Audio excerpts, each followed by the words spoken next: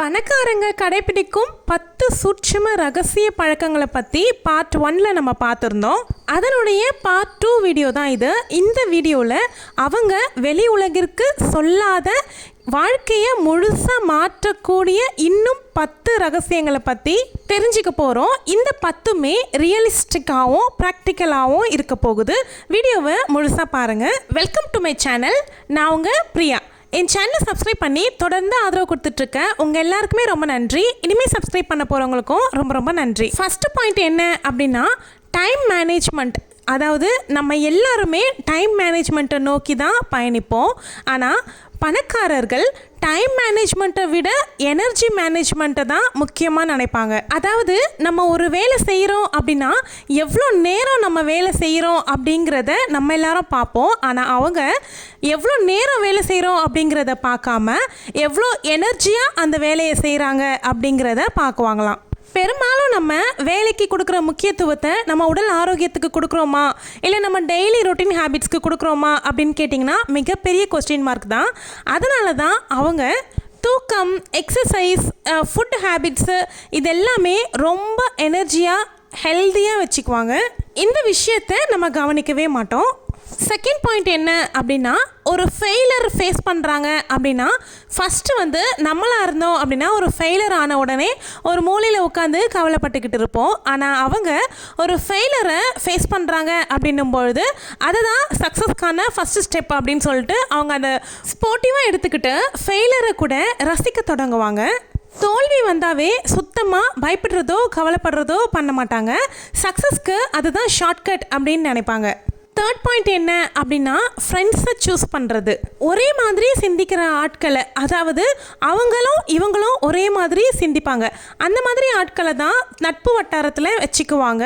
அதே மாதிரி வாழ்க்கையில் முன்னேறணும் அப்படின்னு நினைக்கிற ஆட்களை தான் நட்பு வச்சுப்பாங்க. இது பணத்தை விட ரொம்ப மதிப்புள்ள நெட்வொர்க்காக அவங்க உருவாக்குவாங்க. சுருக்கமாக சொல்லணும் அப்படின்னா நெகட்டிவ் வைப்ஸ்க்கு இடமே கிடையாது. ஃபோர்த் பாயிண்ட் என்ன அப்படின்னா பணத்துக்காக அவங்க வேலை செய்ய மாட்டாங்க, பணத்தை அவங்களுக்காக வேலை செய்ய வைப்பாங்க. அதாவது சொல்லுவாங்க பார்த்தீங்களா, நம்ம தூங்கும் போது கூட நம்ம பணம் சம்பாதிக்கணும் அப்படின்னு. அது உண்மையான விஷயம். அதை அவங்க நடைமுறைப்படுத்துவாங்க. ஒரு பிஸ்னஸை வச்சு நம்ம ரன் பண்ணுறோம் அப்படின்னா அதுலேருந்து பணம் தான் எடுக்க முடியும். அதையே சிஸ்டமேட்டிக்காக நம்ம கொஞ்சம் புத்திசாலித்தனமாக யோசித்தோம் அப்படின்னா பணத்தை நமக்காக வேலை செய்ய வைக்க முடியும். அதுதான் காம்பவுண்ட் மெத்தடு. இப்படி நம்மளுடைய பணத்துக்கு ஒரு சிஸ்டம் நம்ம தயாரித்தோம் அப்படின்னா நம்மளுடைய பணம் நமக்கு பணத்தை சம்பாதித்து கொடுக்கும். இதை தான் அவங்க ரியல் வெல்த் அப்படின்னு சொல்லுவாங்க. ஃபிஃப்த் பாயிண்ட் என்ன அப்படின்னா அவங்களுடைய விருப்பங்களை குறைச்சிக்கிட்டு அவங்களுடைய முடிவுகளை ரொம்ப எளிமையாக எடுத்துருவாங்க. அதாவது நம்ம ஒரு விஷயத்தை நிறைய குழம்பி 4 பேர்கிட்ட கருத்து கேட்டு லாஸ்ட்டாக ஒரு முடிவுக்கு வருவோம். ஆனால் அவங்க தினசரி ஆக்டிவிட்டீஸ்லேயே ரொம்ப சிம்பிளாக ஆக்கிக்கிட்டு அவங்களுடைய மைண்டை எப்போவுமே ஃப்ரெஷ்ஷாகவே வச்சுப்பாங்க. எந்த ஒரு பெரிய முடிவு எடுக்கணும் அப்படின்னா கூட ரொம்ப ஈஸியாக எடுப்பாங்க. சிம்பிளான லைஃப் ஸ்டைல் வாழறதுனால அவங்க மைண்ட் எப்போவுமே ஃப்ரெஷ்ஷாக இருக்கும்பொழுது பெரிய பெரிய முடிவுகளை கூட சாதாரணமாக எடுத்துருவாங்க. சிக்ஸ்த் பாயிண்ட் என்ன அப்படின்னா வீக்னஸை மதிக்கவே மாட்டாங்க. அதுக்கு பதிலாக 10 மடங்கு இன்னும் ஸ்ட்ராங்காக ஆகிறதுக்கு என்ன வழிகளோ அதை யோசிப்பாங்க.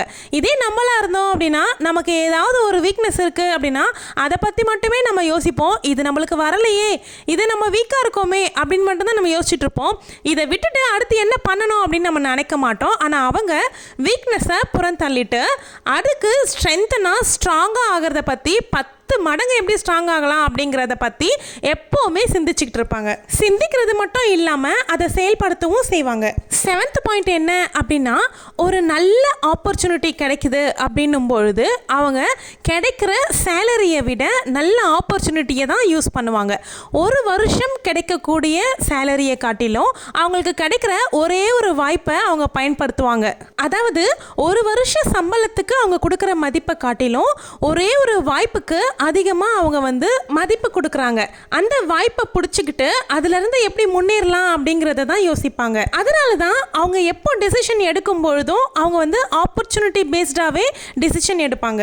எய்த் பாயிண்ட் என்ன அப்படின்னா நமக்கு ஏதாவது ஒரு விஷயம் அன்கம்ஃபர்டபுளான ஆக்ஷனாக இருக்கலாம். ஸோ நம்ம அதை அறவே தவிர்த்துருவோம். எத்தனை வருஷம் ஆனாலும் அதை நம்ம பண்ண மாட்டோம். ஏன்னா இது எனக்கு வராது, அன்கம்ஃபர்டபுள் எனக்கு அப்படின்னு தான் சொல்லிடுவோம். பட் அவங்க தினம் அந்த அன்கம்ஃபர்டபுளான ஆக்ஷனை ஃபேஸ் பண்ணுவாங்க அப்படின்னு சொல்லுவாங்க. அதாவது ஒரு விஷயம் அவங்களுக்கு எத்தனை தடவை முயற்சி பண்ணாலும் வரல அப்படின்னாலும் திரும்பவும் முயற்சி பண்ணுவாங்களாம். தினமும் ஏதாவது ஒரு அன்கம்ஃபர்டபுள் ஆக்ஷனில் ஈடுபட்டுக்கிட்டே தான் இருக்குவாங்க. அதிலிருந்து ஏதாவது ஒரு விஷயத்தை அவங்க கற்றுக்கிட்டே தான் இருப்பாங்க. உதாரணமாக சொல்லணும் அப்படின்னா, இப்போ இங்கிலீஷ் பேச வராது நமக்கு அப்படின்னு வச்சுக்கோங்க. ஆனாலும் இங்கிலீஷ் பேச தெரியாதுங்கிறது நமக்கு தெரியும். இருந்தாலும் நம்ம அதை முயற்சி பண்ணணும். ஏதாவது ஒரு மெசேஜை யாருக்காவது முயற்சி பண்ணி அனுப்பணும். அது தவறாகவே இருந்தாலும் பரவாயில்ல அப்படின்னு அதை வந்து ஆக்ஷனை நம்ம எடுக்கணும். இதுதான் அன்கம்ஃபர்டபுள் ஆக்ஷன். அதாவது growth is equal to discomfort. 9th point என்ன அப்படின்னா, எப்போவுமே அவங்களுடைய விஷயத்தை நண்பர்கள்கிட்டயோ இல்லை கூட இருக்கவங்ககிட்டயோ இல்லைனா ஃபேமிலி மெம்பர்ஸ்கிட்டயோ பகிர்ந்துக்காமல் ஒரு டேட்டாவாக அவங்க எடுத்து வச்சுக்குவாங்க. அவங்க வந்து மனுஷங்களை விட டேட்டாவை நம்புகிறாங்க. ஏன்னா டிஜிட்டல் வந்து பொய் சொல்லாது, நம்பிக்கை துரோகம் பண்ணாது. மனுஷங்க வந்து இந்த மாதிரியான செயல்கள் எல்லாம் செய்வாங்க. அதனால் அவங்க நம்பகம் வந்து டிஜிட்டலில் தான் அதிகமாக இருக்கும். அவங்களுடைய எதிர்காலத்தையுமே அவங்க டிஜிட்டல் பேஸாக தான் நம்புவாங்க. இதுவே நம்மளா இருந்தோம்னு வச்சுக்கோங்களேன், ஒன்று கூட நம்ம வாயில் நிற்காது. எல்லாத்தையும் எல்லாருக்கிட்டையும் உளறி வச்சிருவோம். நான் எதிர்காலத்தில் இதை பண்ண போகிறேன், அதை பண்ண போகிறேன், இப்படி இருக்க போகிறேன், அப்படி இருக்க போகிறேன், அதை வாங்க போகிறேன், இதை வாங்க போகிறேன், இந்த மாதிரி வாய்க்கு வந்ததெல்லாம் சூப்பராக பேசிக்கிட்டே இருப்போம். ஆனால் அந்த மாதிரி பேச்சை குறைச்சிட்டு எழுத்தில் கொண்டு வாங்க. Last and final 10th point பார்க்குறதுக்கு முன்னாடி நான் இதே மாதிரி ஒரு பார்ட் 1 வீடியோவில் பணக்காரர்கள் கடைப்பிடிக்கும் 10 சூட்சும ரகசியங்கள் அப்படின்னு ஒரு பார்ட் 1 வீடியோ போட்டிருக்கேன். அந்த வீடியோலையுமே சூப்பரான விஷயங்களை வந்து ஷேர் பண்ணியிருக்கேன்.